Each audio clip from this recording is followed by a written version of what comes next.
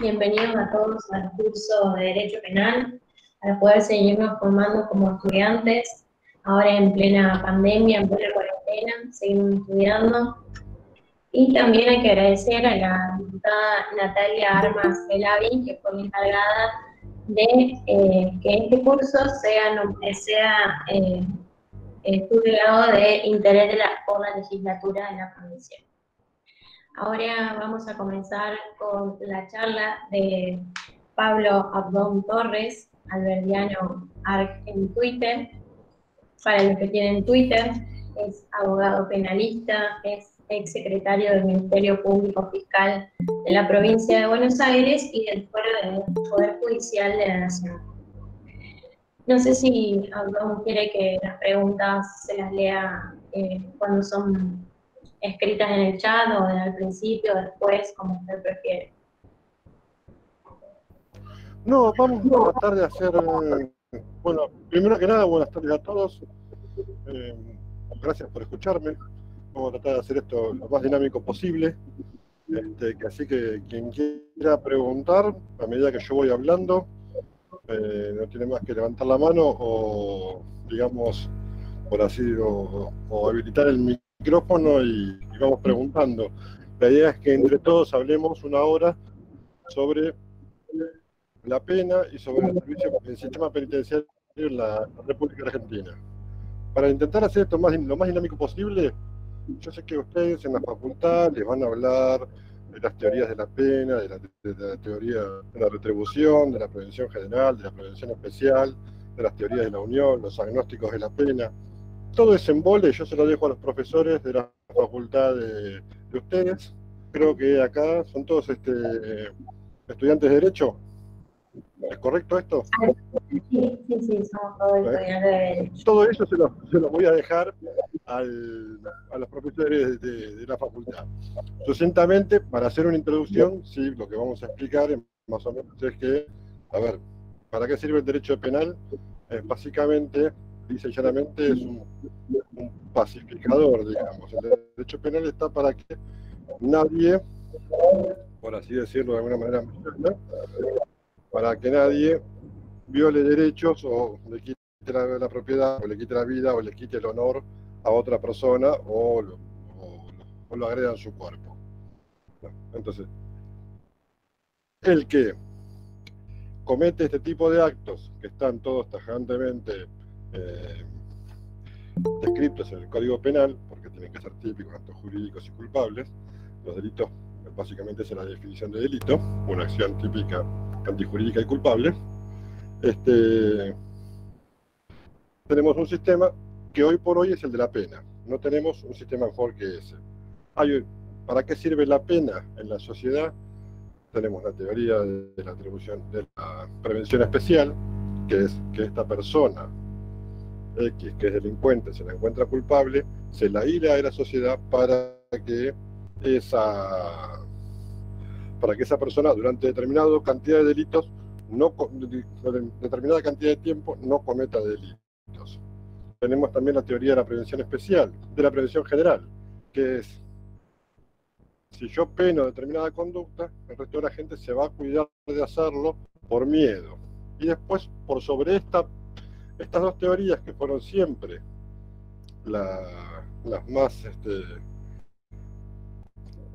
prevalentes, surgió de la mano de Luigi Ferragioli la teoría de la unión, que en realidad lo que dice es que la pena sirve para ambas cosas, tanto para que el sujeto que delinca no delinca mientras está encerrado, como para que el resto de la sociedad no delinca porque vio lo que le pasó al sujeto que delinquió. ¿Se entiende? Por ejemplo, acá estoy viendo a Melina, Lucía, Nara, Ari, Guillermo. Si Guillermo le comete un delito contra Melina, Guillermo lo vamos a encerrar un tiempito, entonces durante ese tiempo Guillermo no va a cometer ningún delito, y Lucía y Sandra van a venir mira lo que le pasó a Guillermo por hacer esto, yo mejor no lo hago. Básicamente, es llanamente explicada para la teoría de la unión. Una prevención tanto especial como general. Ese es el fin de la pena desde el punto de vista de las teorías de la pena. Después, ¿para qué sirve la pena? Muchos dicen que sirve para castigo, otros dicen que sirve para resocialización. Lo cierto es que nuestra Constitución ya desde 1853 dice que no es para castigo, sino para resocializar al preso. Por eso es que, por ejemplo, encontramos provincias como la provincia de San Luis que enganchan el sistema penitenciario no en el Ministerio de Justicia, sino en el Ministerio de Educación, lo cual en la teoría parece lógico. Después lo que hacen en la práctica en el sistema penitenciario de San Luis es otra cosa, igual que el sistema penitenciario de Santa Fe o en general todos los sistemas penitenciarios argentinos. Yo particularmente, por mi trabajo, conozco mucho el sistema penitenciario de la provincia de Buenos Aires y el sistema penitenciario federal. Yo soy de la ciudad de Buenos Aires, trabajo de abogado penalista en la ciudad de Buenos Aires y en el conurbano bonaerense. ¿Hasta acá se entiende más o menos lo que voy explicando? Rápido, díganme, bajo un poco la intensidad de la voz o de la rapidez.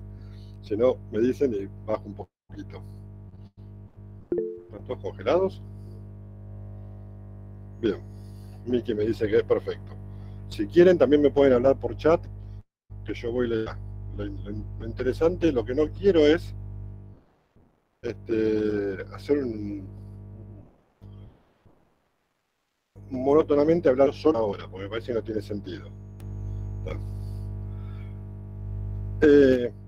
Ya desde el año, volviendo a la Argentina, desde el año 1813, en la Asamblea de 1813, se empieza en la Argentina a tener una noción de una pena más humana, que viene en realidad de un movimiento mundial que viene de Beccaria, en su famoso libro de los delitos y de las penas.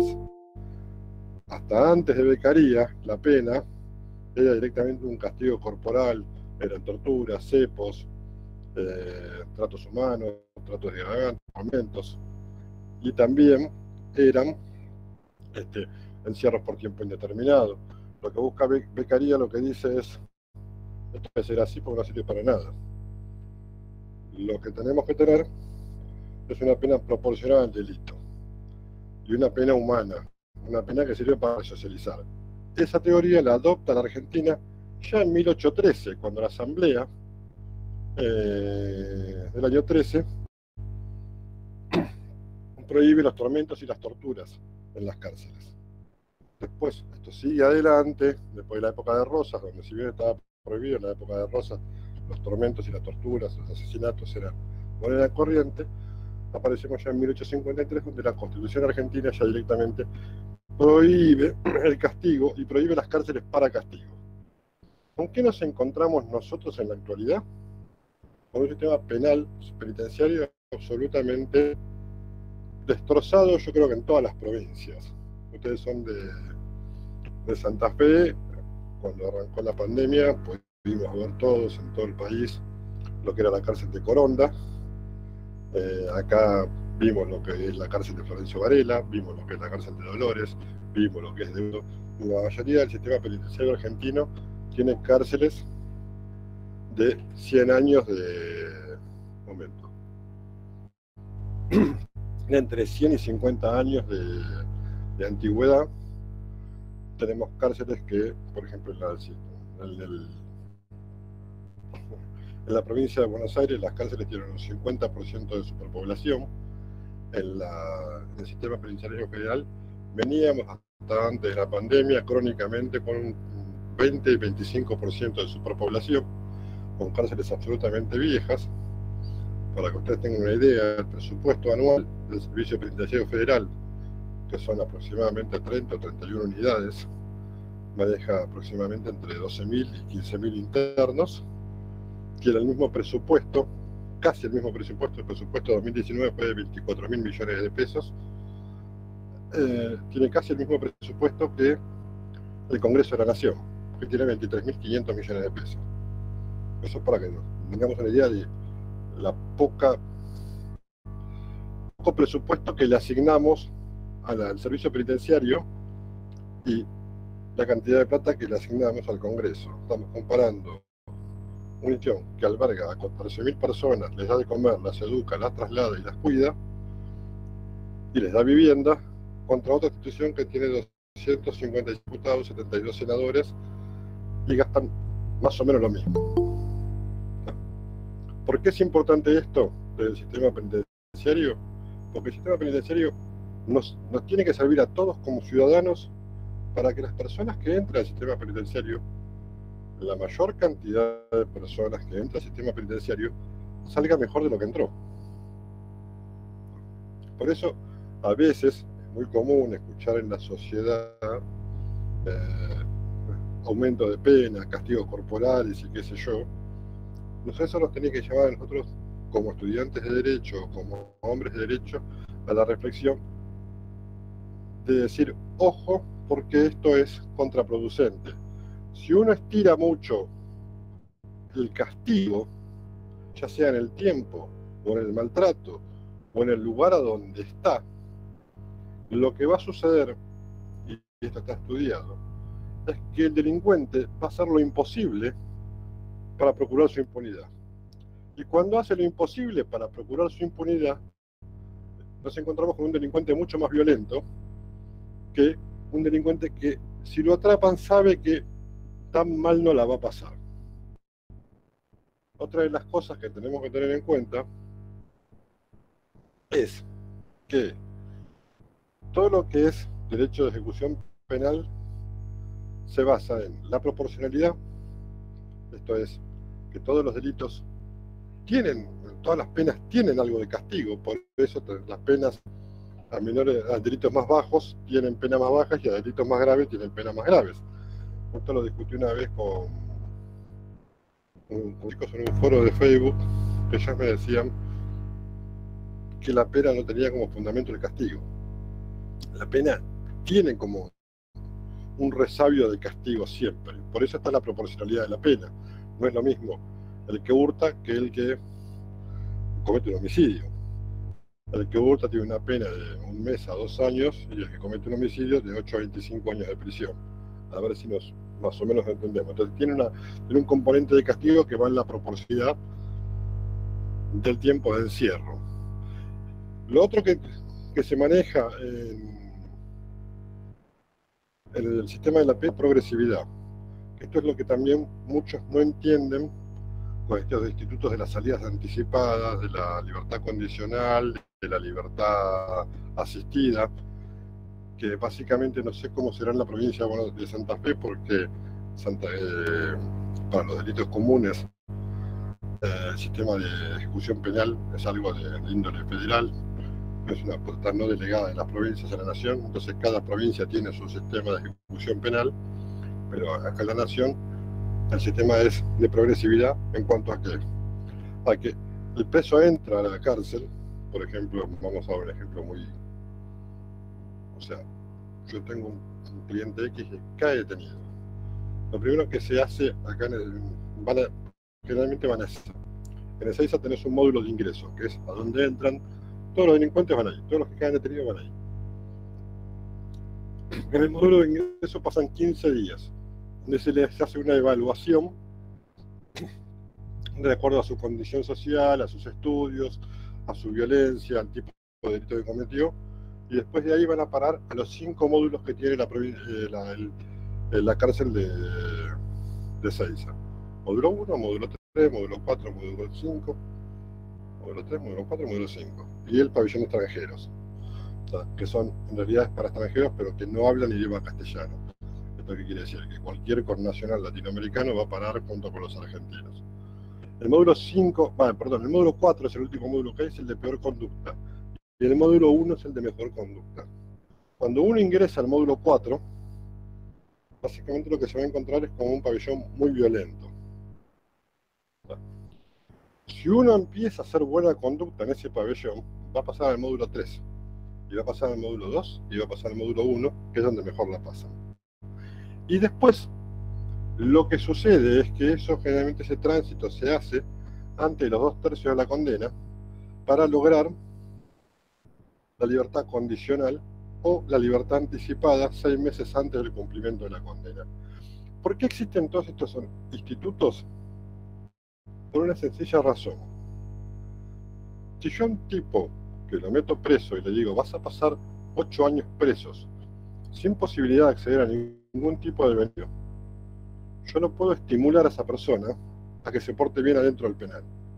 O sea, muchas veces la sociedad no entiende que la libertad condicionada o la libertad anticipada o ese tipo de institutos de salida transitoria, de salida a trabajar, tiene que ver no solo con la resocialización del preso, sino que además tiene que ver con la pacificación adentro de los penales. Porque yo de esa manera estoy estimulando al detenido a que se porte bien adentro del penal. Nosotros tenemos que tener en cuenta que los penales, por ejemplo, el de Seiza, creo que alberga alrededor de 1.200, 1.300 personas de sexo masculino. Después al lado está el penal de Seiza de mujeres, que creo que tiene alrededor de 600 personas del sexo femenino. Pero vos en el penal de Seiza tenés 1.200 masculinos, los cuales casi no hacen nada, más allá de trabajar esporádicamente en algún taller textil que tienen ahí adentro, y que eso es muy complicado de manejar desde el punto de vista de la conducta. Por eso se les da estos estímulos de libertad anticipada, o de estudios, o de cuestiones así, que por ejemplo tenemos acá en la provincia de Buenos Aires, en la Nación hay un régimen donde si uno estudia y va aprobando el primario, el secundario, qué sé yo, le van restando meses de condena. Lo importante es tener en cuenta que este sistema de progresividad es útil, es humano. Tiene que ver con esto de pacificar, por un lado, el penal y estimular a la resocialización del preso. Porque si bien la pena tiene un componente de castigo,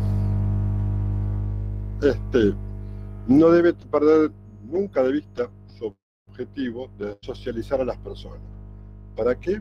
Para que las personas, como yo dije antes, salgan mejor de lo que entraron. Traten de tener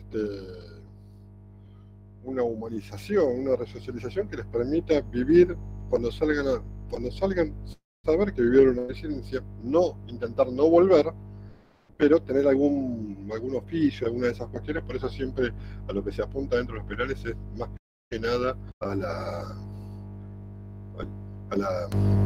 a instruir a esa gente en oficios, salvo que sea alguien de mayor capacidad intelectual. También están las universidades y demás, pero por lo general todos van anotándose en cursos de carpintería, de costura, antes había un taller mecánico, ahora creo que ya no está más. En Devoto funcionaba un taller mecánico donde los presos arreglaban los autos del servicio penitenciario. Ahora esto ya creo que no está más, que eso se licita. También ese es otro de los problemas que tenemos dentro de los penales. Antiguamente en un penal el preso era el que pintaba el penal, el preso era el que cocinaba dentro del penal, el preso era el que arreglaba los autos del penal, el preso era el que cortaba el pasto del penal, el preso era el que mantenía en líneas generales el penal. Después vino la moda de las licitaciones, y que están a cargo de los penales, fundamentalmente los ministros de justicia, que ellos encontraron que era más negocio para ellos, no para el sistema, licitar todas estas cuestiones. Y ahora el preso no cocina, sino que directamente hay un sistema de viandas que viene desde fuera. El preso no pinta la cárcel, sino que hay una empresa de pintura. El preso no corta el pasto, sino que hay una empresa de mantenimiento. Y todo esto, para mí, desde mi humilde punto de vista, atenta contra la resocialización del preso, cuyo objetivo principal debería ser que aprenda a cuidar su casa, porque en definitiva el penal oficia como su casa. Si uno lo educa en cuidar su casa cuando sale, es probable que también cuide la suya. No nos olvidemos que en la mayoría de los casos, y esto no es algo discriminado, son gente de muy bajos recursos, que por ahí cuando uno ve en qué condiciones vive esa gente, vive mejor en el penal que en su casa. Porque son gente que realmente, o sea, no sé cómo estarán allá los barrios populares, las villas de emergencia, las villas miserias, pero acá en el conurbano tenemos villas miserias de muy bajos recursos.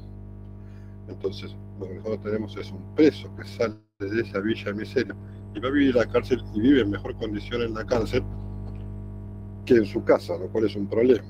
Ahora, si nosotros, desde mi punto, si nosotros, cuando esa persona está detenida, le enseñamos a cuidar su casa, que vendría a ser el, el, el pene de esperar que cuando salga también aprenda a cuidar su casa. No sé si se entiende y si tienen alguna pregunta sobre este tema.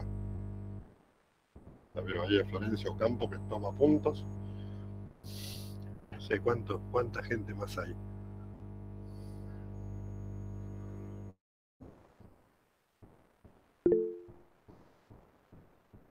¿Nadie? Seguimos adelante. ¿Mm? Creo que se entendió todo. Virginia Sosa. ¿Cómo? Creo que se entendió todo, que puede continuar. Que se entendió todo, ninguna pregunta. Seguimos adelante. Hola, entonces las preguntas las hago yo. ¿Quién? O sea, quiero que deshabiliten los micrófonos porque si no, yo acá lo que estoy viendo son 9 personas. Tengo una cuadrícula de 9 por 9 y veo que son 43. ¿Quién de ustedes estuvo alguna vez en una cárcel? Ya sea de visita o lamentablemente estuvo condenado. Yo fui de visita en agosto del año pasado. ¿Y qué te dio en la experiencia? Me gustó bastante, estuvo bueno. Viéndolo de afuera, estuvo bueno. Es interesante conocer por ahí en persona, o sea, a ver cuando ustedes tengan la oportunidad, pues, generalmente las facultades hacen visitas a las cárceles. Es interesante que vayan porque uno puede ver de primera persona de qué es lo que le hablan los libros. También tienen que tener en cuenta que en el ejercicio, siendo estudiantes, van a ver una realidad completamente distinta que siendo abogados. ¿Por qué? Porque cuando es estudiante y va a visitar una cárcel y por ahí tiene contacto con un preso, ustedes lo que van a encontrar es un preso que les va, si se quiere, a vender la excusa de la víctima de la sociedad. Hola. Hola. Hola, soy Fabricio.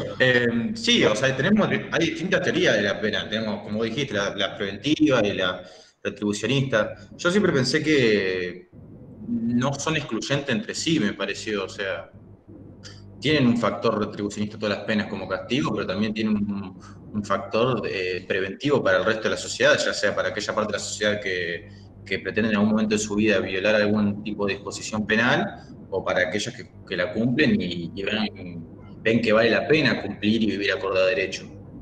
No le veo que sean excluyentes entre sí ambas teorías. Exactamente, eso es lo que Luigi Ferragioli llama las teorías de la unión, donde decir, cuando uno analiza la pena dice, sirve todo lo que están diciendo, no es que es negro o blanco, sirve para todo. Y también tenemos que tener en cuenta que hay muchos agnósticos de la pena o abolicionistas, que históricamente si uno ve la evolución de la pena, necesariamente en algún momento, por la evolución de la humanización de la pena, va a llegar a el abolicionismo. Yo creo que no todavía la evolución social no está dada, sobre todo en Argentina o en países poco desarrollados como el nuestro, para llegar a eso. Pero tenemos que tener en cuenta que nosotros hace 500 años atrás a cualquier reo se le cortaba, a cualquier delincuente se le cortaba la mano, se lo ahorcaba, se lo fusilaba, se lo empalaba, se lo sometía a tormentos, a torturas. Y esto en términos de humanidad, 500 años atrás no son nada, hace 200 años atrás se hacían estas prácticas. La pena en el mundo y en la humanidad va evolucionando siempre hacia un trato más humano. Pero lo importante es que, a ver, alguien me dijo acá, no abrí el chat porque si no, no. Florencia. Sí, es así. Nosotros, yo te decía que tenemos que ir, vamos a un trato más humano, pero cuando vemos la pena en la aplicación práctica en la Argentina, nos encontramos, ¿cómo se llama? Nos encontramos con un sistema penal absolutamente abandonado. Y este abandono del sistema, del sistema penitenciario se da porque la sociedad no entiende que es importante tener un sistema, gastar plata en un sistema penitenciario, porque los chicos salen peor, la gente sale peor, entra, y no es la idea que salgan peor de lo que entren.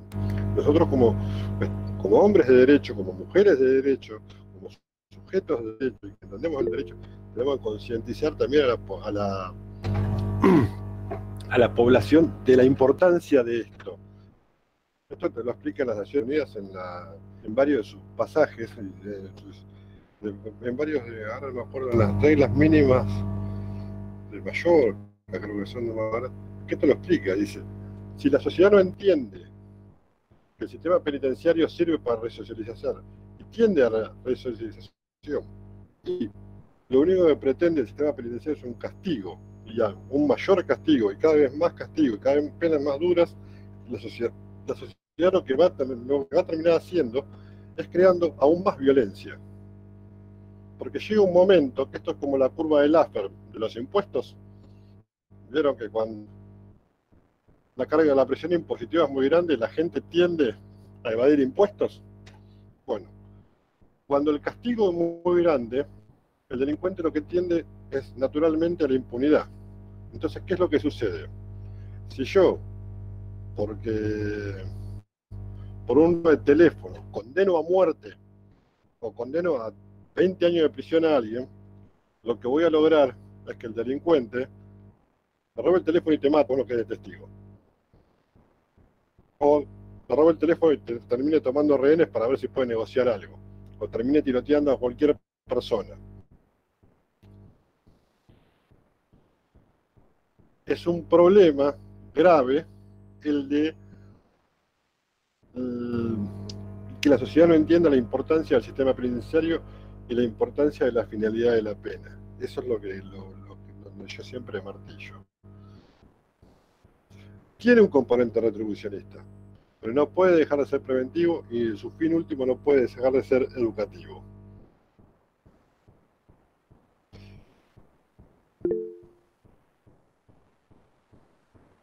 ¿Quién es el que trabaja? Perdón. Rosalía, ¿estás por ahí? Rosalía Martínez.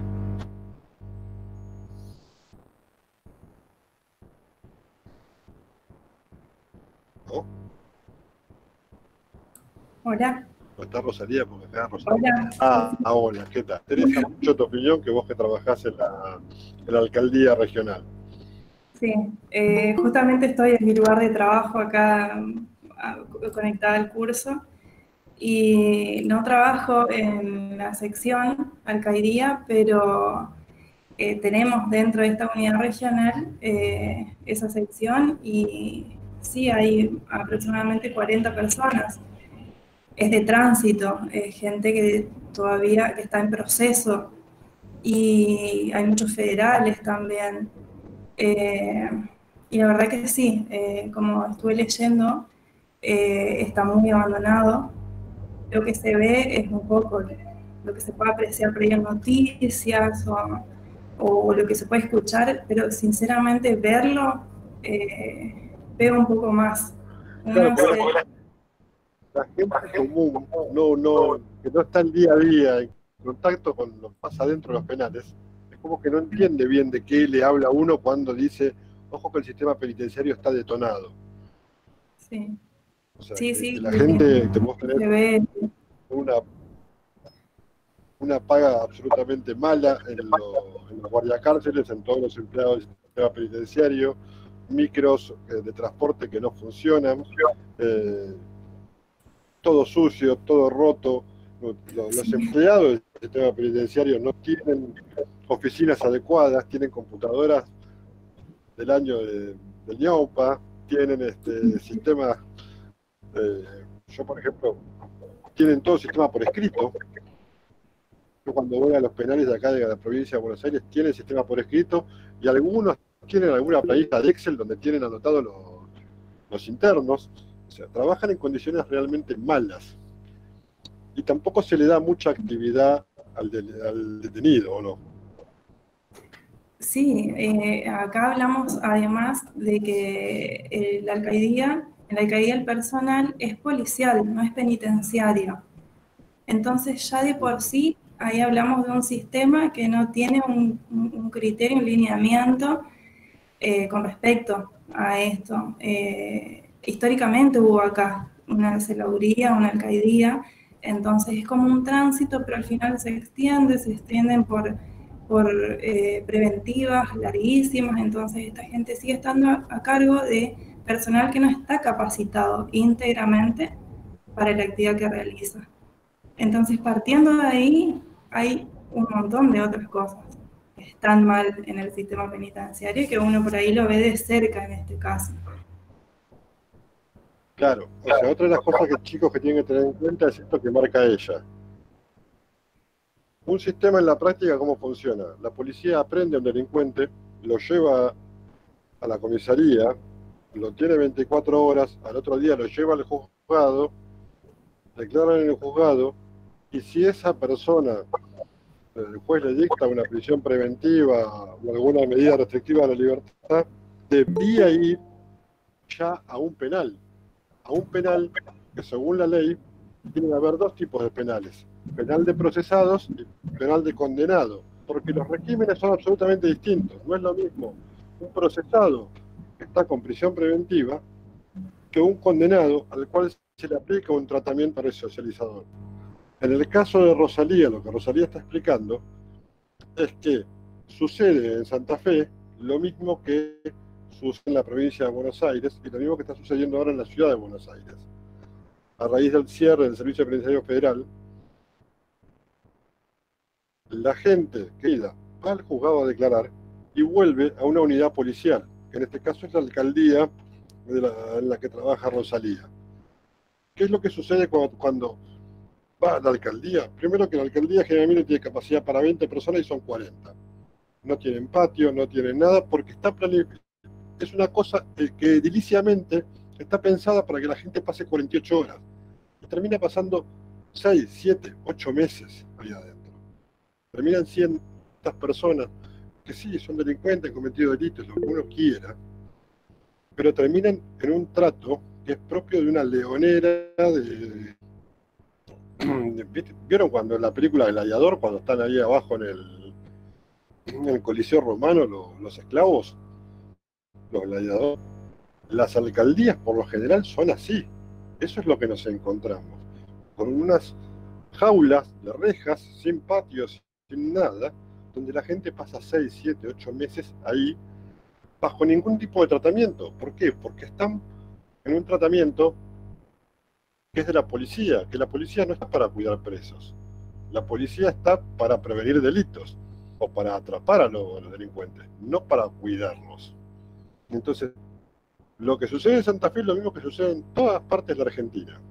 Un sistema penal, judicial y penitenciario que está absolutamente desbordado, falta de inversión, por falta de sueldos dignos.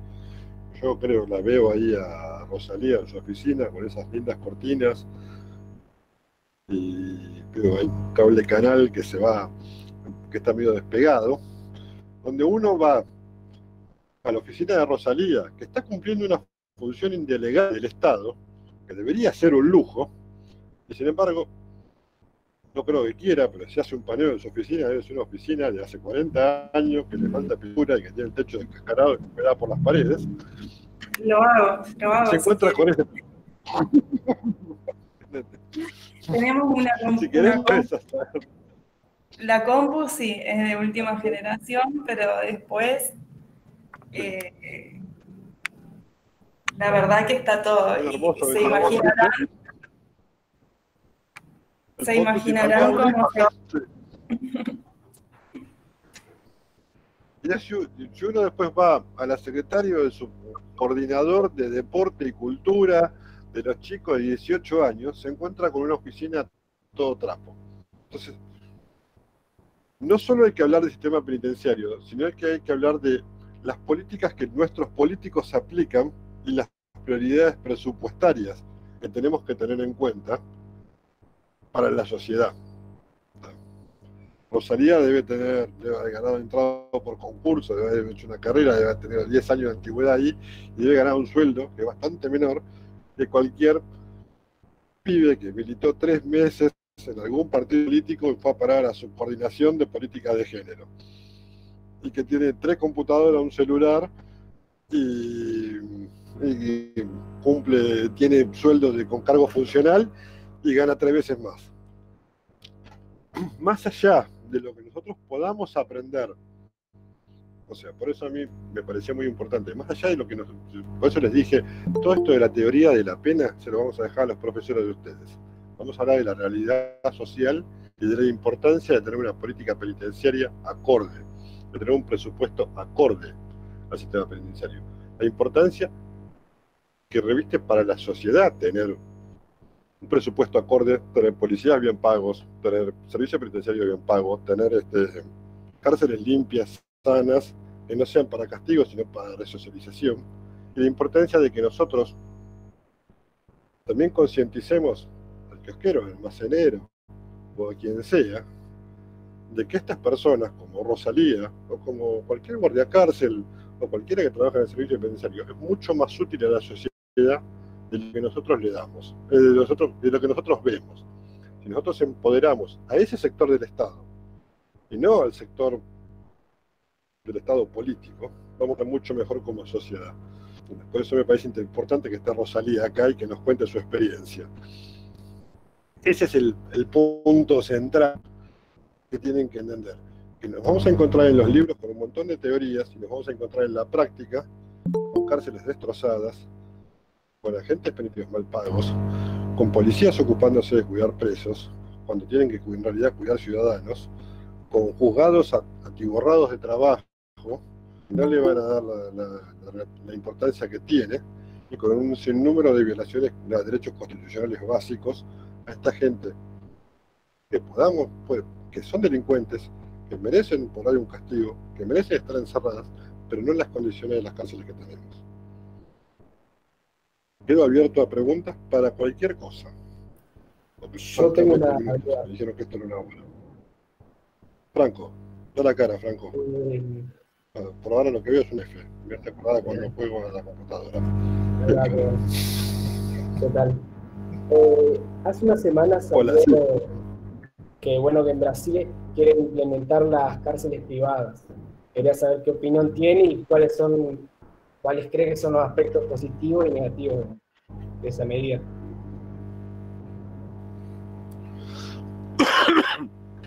Las cárceles privadas en Estados Unidos, ahora sí te veo.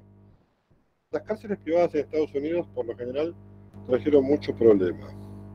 Trajeron problemas de corrupción. Hubo algunos estados donde se descubrió qué pasaba. Como el sistema era que cobraban por cápita, había dueños de cárceles que le pagaban a los jueces para que dicten prisión preventiva. Entonces ellos tenían más presos y cobraban más del Estado. Después hubo problemas también de otro sistema que era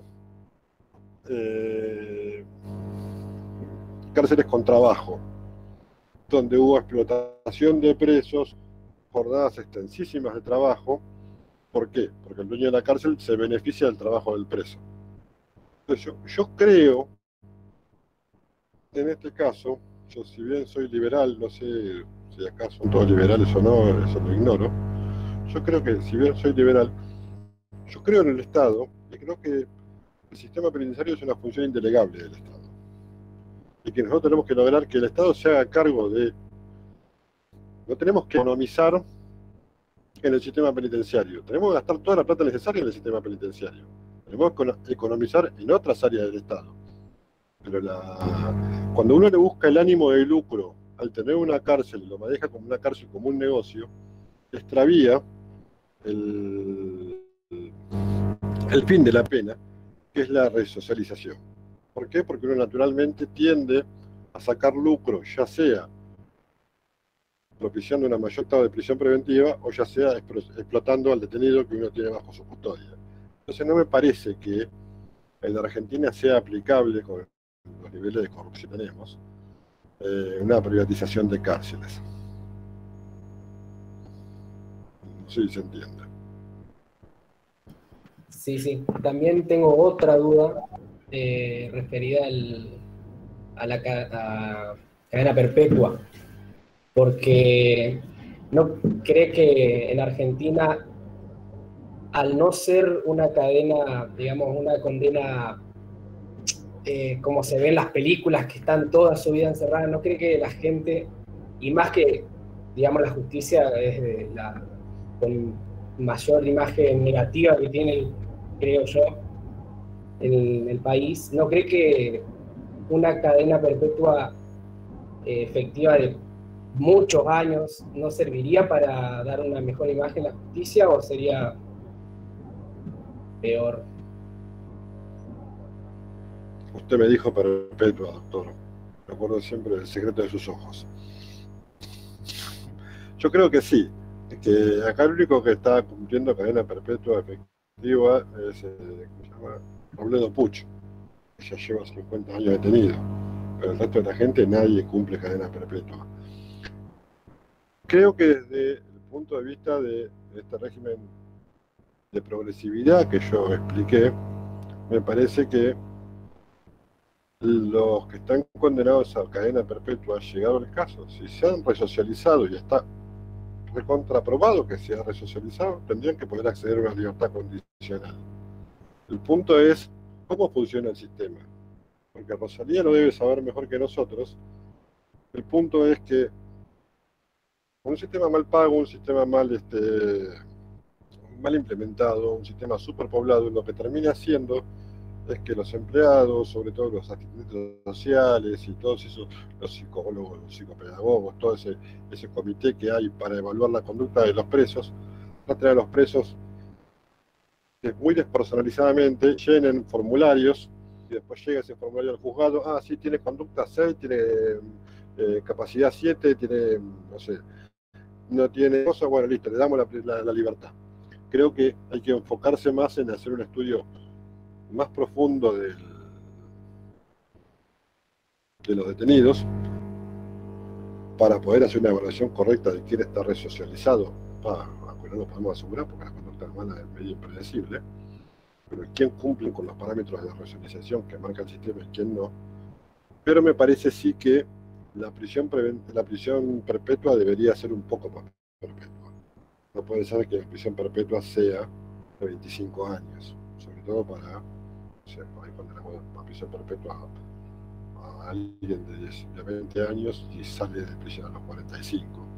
Se supone que la prisión perpetua, sobre todo en casos de delitos sexuales, yo creo que tendría que ser un poco más larga. Por lo menos que se asegure que el detenido salga cuando ya no tenga capacidad de daño, sobre todo en ese tipo de delitos de delitos sexuales, donde la reinserción del preso, del delincuente en la sociedad es muy, está probado ya científicamente, digamos.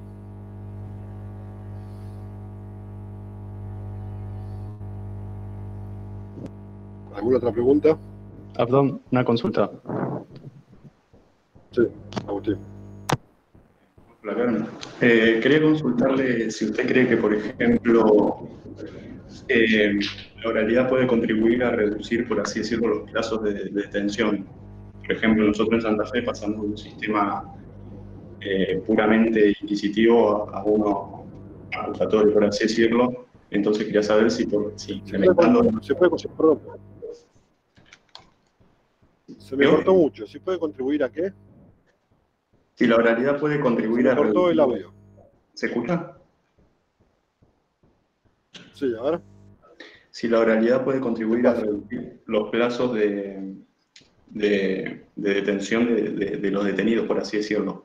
La situación de congestión de la que usted hablaba. Si se profundiza la oralidad en los procesos, ¿eso puede contribuir o no? El sistema oral, yo cuando entré a trabajar en la justicia, entré a trabajar justo en el cambio, que en el año 95, hacía 5 años que se había cambiado el sistema, donde se pasaba del sistema escrito del antiguo Código Procesal Nacional, Penal Nacional, al sistema nuevo, que era un sistema medio mixto. Y sí, efectivamente, cuando más oral es la cosa, es más rápido ese acceso y con menos prisiones preventivas tenemos, porque se llega más rápido a una condena. Estoy hablando siempre de delitos comunes, porque después los delitos ya de otro tipo, delitos que tienen que ver con corrupción, o qué sé yo, los plazos, vaya a saber por qué, siempre son eternos. Pero en los delitos comunes el plazo se reduce sustancialmente. Incluso también con institutos como los juicios de flagrancia. Ya acá en Capital tenemos ahora el juicio de flagrancia de hace un par de años atrás, y a veces es maravilloso porque en un día se puede arreglar. O sea, me acuerdo una vez que yo fui por un caso de un hurto, me llamaron, fui, el juez decretó el juicio, decretó el caso de flagrancia, le tomó indagatoria oralmente, todo filmado. El fiscal le preguntó al fiscal si tenía alguna prueba, el fiscal dijo que no, pidió la elevación a juicio. Me propuso el fiscal, era un hurto tentado sin antecedentes, 15 días de prisión en suspenso, le dije que sí. Esto fue el hecho había sido cometido el jueves a las 6 de la tarde, para el viernes a las 13 de la tarde, el caso estaba cerrado y condenado. En provincia de Buenos Aires, un proceso de flagrancia lleva alrededor de 6 meses. Porque hay delitos, sobre todo el arrebato de teléfono, o sea, los robos simples y qué sé yo, que son delitos que casi no hace falta prueba, o sea, que uno se maneja con el sumario policial, ves la declaración de la víctima, la declaración del policía que lo agarró, algún testigo presencial, ocasional, alguna cámara que lo filmó, una pericia balística que se hace en 15 días y tenemos toda la prueba hecha. Y en un sistema que es oral, de todo eso se discute oralmente, el sistema es mucho más rápido. Yo creo que sí, que la oralidad es un gran factor para acelerar los procesos. Santa Fe tenía un sistema escrito, pero escrito hasta la sentencia. El problema en nuestra provincia básicamente es que era todo quedaba en lo escrito y a veces incluso le jugaba en contra al propio detenido.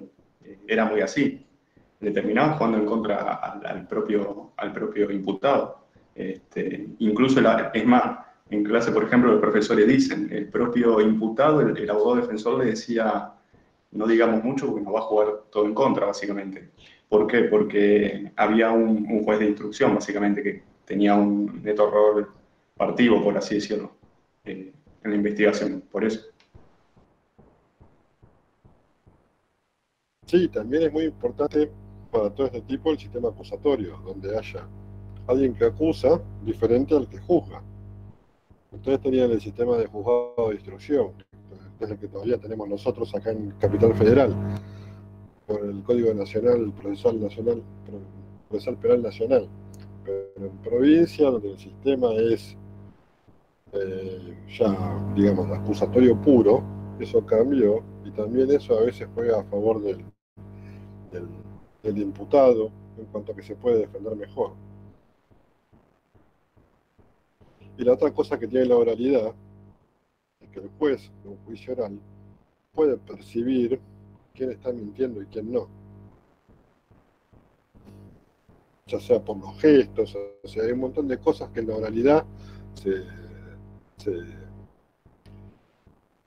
juegan no a favor del imputado o a favor de la víctima, sino a favor del descubrimiento de la verdad. Porque uno, así como si uno puede ver un testigo que miente, también puede ver un imputado no creíble. O sea, que la realidad lo que te da es mucho. O sea, es mucho. No es lo mismo un papel escrito que yo te esté viendo la cara cuando vos hablás. No sé si se entiende. Sería lo de la inmediación. ¿Cómo? Claro, que es el rol de inmediación. Es muy, muy importante. Sí, sí. eso es muy importante a la hora de juzgar o de tomar decisiones desde el punto de vista de un juzgado. Yo, cuando fui secretario de la Justicia Nacional, era secretario de la Secretaría de Juicio de un juzgado correccional. Y yo, o sea, vos te das cuenta quién estaba mintiendo y quién no, ya sea el imputado, ya sea los testigos, o quién dudaba, o quién estaba más o menos preparado, porque lo que también sucede es que muchos abogados expertos o que no hacen derecho penal se piensan que mandar a un testigo a un juicio penal oral es lo mismo que mandar un testigo a un juicio oral.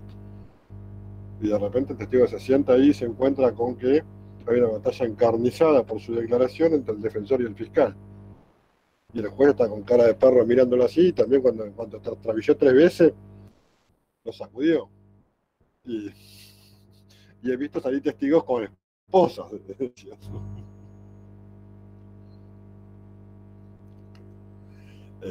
Así que sí, o sea, creo que el sistema de oralidad les va a ser de mucha utilidad. Y otra de las cosas que también yo he participado acá ya como abogado particular es el juicio por jurado. Y la verdad que me parece que es una maravilla el juicio por jurado. Yo sé que hay mucha resistencia por ahí de las personas, pero me parece que para saber si alguien es inocente o culpable no se hace falta demasiada experiencia técnica, ¿no? Todos nosotros podemos saber qué está bien y qué está mal. Y que lo decida la sociedad y no que lo decida un juez me parece fantástico. ¿Por qué? Porque a través de los jurados es la única participación que el pueblo tiene de ese poder de Estado, del cual no tiene ninguna participación. Porque si uno se pone a pensar, al gobernador lo elige la ciudad, la gente, la población, al legislador lo elige la población, y de repente nos encontramos con el Poder Judicial y decimos, ¿y cuál es la participación de la ciudadanía en esto? Esta es la importancia del juicio por jurado. El juicio por jurado no es ni más ni menos que la transmisión del valor justicia que tiene la sociedad, una determinada sociedad, como puede ser la rosarina, la santafesina o la capital federal, puesto de manifiesto por la sociedad, que básicamente se traduce en si es justo o no que una persona vaya a la cárcel. Si uno va, pongamos el ejemplo, el caso Chocobar, policía que no sé si ustedes lo conocen, el policía que mata a un delincuente en plena persecución por la espalda. Si uno va desde el punto de vista técnico a Chocobar, un juez técnico que tiene que fundamentar su sentencia, no va a quedar otra que condenarlo. Ahora, si ese mismo caso es juzgado por la sociedad lo que va a decidir no es si es culpable o inocente, en definitiva, por más que diga, lo que va a decidir es si es justo o no Chocobar vaya a prisión. Y probablemente decida que es injusto que vaya a prisión. ¿Se entiende lo que digo? ¿Por qué? Porque lo que está reflejando en realidad es el valor justicia que tiene la sociedad argentina o que tiene la sociedad de la ciudad de Buenos Aires. En una sociedad por ahí, si se quiere, más progre, más por ahí dice, no, esta persona le tiene que ir a prisión. Pero yo calculo que, por lo que yo veo acá, si Chocobar va a un juicio por jurado, va a salir absuelto. Sin embargo, si va a un juicio por un juez técnico, el juez técnico que tiene que fundamentar su condena, a diferencia del jurado, el juez no le va a quedar otra que condenarlo, por más que piense que no tiene que ir preso. Entonces, también me parece muy interesante el tema del juicio por jurado, que es algo que Alberdi, ya en la Constitución de 1853, había previsto. Él estaba muy a favor del juicio por jurado, por esto mismo, de no dejarle la justicia al poder político o al Estado, sino que la justicia sea dictada por la propia ciudadanía. Pero, perdón, una pregunta. ¿Juicio por jurado es puro o escabinado? Porque después está el escabinado que es mixto. Para mí, puro. Ah, no, porque hay algunos que, por ejemplo, creo que Binder prefiere el escabinado. una mitad de jueces Sí, Binder técnicos y está como otro... descabinado. Y Mayer creo que también tenía el anteproyecto de la provincia de Córdoba, también era descabinado. Creo que Córdoba quedó con un juicio por jurado descabinado. Para mí tiene que ser puro. Y para todo tipo de Para mí delitos o para los ustedes, graves, porque creo que Buenos Aires para los graves, ¿no? Creo que, no sé si Buenos para Aires los tiene graves, que... eso por una cuestión de costos también. O sea, a ver, unas lesiones 94, un accidente de tránsito, yo no iba a 12 tipos para que me decidan si es culpable o inocente. Pero, qué sé yo, un robo agravado por el uso de arma apta para el disparo, que ya tiene una pena de 7,5 a 25, y sí, por ahí traigo un tipo, un abuso sexual. Porque también lo otro que tiene el juicio de jurado interesante, esto es algo que si, no sé si lo van a poner en la provincia de Santa Fe, están hablando de esto, lo pusieron, no sé cómo es el asunto. Está en tratamiento legislativo, me parece, pero se viene trabajando ya. Todavía no salió el juicio por jurado. Sí. Bueno, la lógica del juicio cambia absolutamente. Y esto se los voy a decir porque yo tuve experiencia ya en un par de juicios. Primero, durante el proceso de recolección de pruebas, ya de la parte, vieron que el proceso penal se divide en la parte de instrucción y la parte de juicio oral. ¿Qué pasaba antes? Una vez que llegamos a parte de juicio oral, que tenemos la audiencia de prueba y qué sé yo, el abogado, ¿qué hacía, por lo general? Se cuidaba de quedarle bien al juez.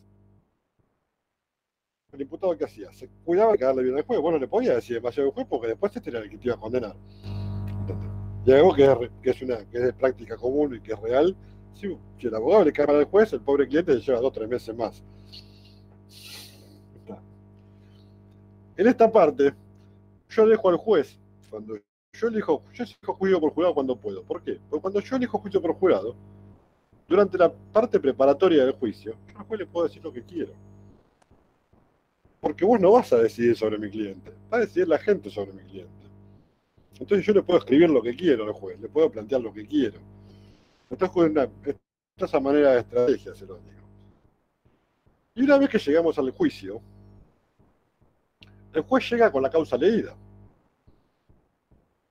El ciudadano llega sabiendo el nombre del imputado y el delito. El ciudadano nunca lee la causa. Entonces, el ciudadano común, de lo único que se puede guiar, es de lo que ve en el juicio oral. Y el juicio oral se tiene que transformar estratégicamente en una obra de teatro donde el abogado es el director y el abogado tiene que convencer no al público que está atrás ni al público que está adelante, que es el juez, sino a esos 12 tipos que están ahí sentaditos. Por lo menos tenés que convencer a 4 o 5, depende de los porcentajes que tengas. Entonces, acá, en la provincia de Buenos Aires, con convencer a 4 de la inocencia o hacer dudar a 4, ya zafás porque para culpabilidad se necesitan, creo que son 12, se necesitan 9. Entonces, cuando vos convences a 4, ya tu cliente es inocente. ¿Entendés lo que te digo? Entonces, de esos 4, vos tenés que estar mirándolos constantemente. De esos 12, vos tenés que estar mirándolos constantemente y tratar de adivinar quién está dudando y tratar de hacer dudar a más personas para que tu cliente salga, obviamente, absuelto o declarado no culpable. No sé si se entiende. Entonces, es mucho más interesante el ejercicio de la abogacía en este aspecto porque el fiscal tiene que usar. A mí me pasó siendo particular damnificado. Me faltó un testigo. El tipo salió absuelto. Porque nadie puede ir a leer qué dice el testigo de la instrucción. Sino que el tipo no está y listo, ya está. El jurado no lo escuchó. Tuve un testigo que declaró mal. Y el juzgado terminó absolviendo al imputado. Cuando yo lo veo en retrospectiva, digo, sí, está bien absuelto. Yo pienso que era culpable, pero está bien absuelto por lo que vio el juzgado, está bien absuelto. Y otra de las ventajas que tiene el juicio por jurados es que al ser la novedad para el ciudadano, le presta mucho más atención que un juez técnico que tiene 2 o 3 juicios por semana. Yo he visto jueces técnicos, tribunales, donde el testigo está declarando, y uno de los jueces está mirando el teléfono, está mirando la computadora, porque ya el tipo está recansado. En cambio, cuando uno tiene un jurado, que es la primera experiencia de un ciudadano con la justicia, le presta mucho más atención a lo que está viendo y juzga mucho más, con mucho más conciencia lo que está viendo.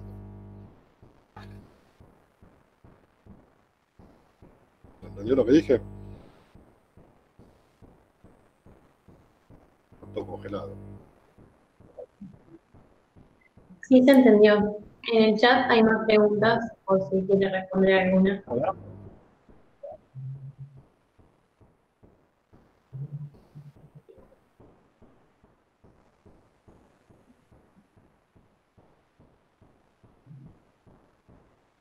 Están hablando acá Carlos Javier Pradas, pregunta sobre el rol de mediador judicial. Yo no estoy muy de acuerdo con la mediación penal. ¿Por qué no estoy muy de acuerdo con la mediación penal? La mediación penal por ahí te puede servir para un caso de conflicto vecinal, para un caso de conflictos muy acotados. Pero a mí me ha pasado, en la provincia de Buenos Aires, tenemos sistema de mediación penal, y me ha pasado en un caso de estafa, donde yo tenía un tipo que, después lo agarramos ya por tercera vez y ya le dijimos que no a la mediación penal. Claro, el tipo era un estafador, revoleaba cheques sin fondo. ¿Qué era lo que sucedía? Cuando lo agarraban, lo lográbamos agarrar, el tipo venía, la estafa, un delito de 1 mes a 6 años, un delito que le permitía la mediación penal, llegaba y decía, uy, sí, discúlpame, ¿cuánto es el cheque de 20 lucas? Tomá 20 lucas. Listo, chao, me voy. Se lo estoy hablando así llanamente esto. ¿Ah? Entonces el tipo que estafaba 10 veces, lo agarrábamos una, y en esa que lo agarrábamos, arreglaba. Y salía y seguía estafando, y la agarraba vuelta, y ¿de cuánto es el cheque? 15 lucas, toma 15 lucas. No sé si se entiende. Que para ciertos delitos crónicos o para cierto tipo de personas que hacen del delito en forma de vivir, la mediación penal opera como un incentivo a la impunidad. El tipo, sobre todo el delincuente de cuello blanco, se da cuenta que puede burlar al sistema diciendo, bueno, cuando pierdo, tengo la plata y la pongo. Y después sigo delinquiendo. Entonces, yo desde el punto de vista ese, la mediación judicial no me parece demasiado propicia para los delincuentes crónicos. Lo mismo pasa con los que se dedican a arrebatar teléfonos y qué sé yo. Entran en prisión y primera vez dicen, no, mediación. ¿Y cuánto quiere la víctima? La víctima quiere 20.000, 30.000 pesos. La sacan y la ponen, porque la tienen. No les cuesta nada. Y encima es un sistema donde no llegan a ser condenados, entonces nunca son reincidentes. Entonces, crónicamente, está mal pensado y crónicamente va a la mediación penal, el imputado recupera el teléfono, el damnificado recupera el teléfono, más 20.000 pesos, y está bárbaro para él. Pero para la sociedad no sé si es negocio perpetuar este negocio de decir, bueno, cuando caigo, pongo la plata y salgo de vuelta. Y bueno, nada. Estoy para lo que quiera.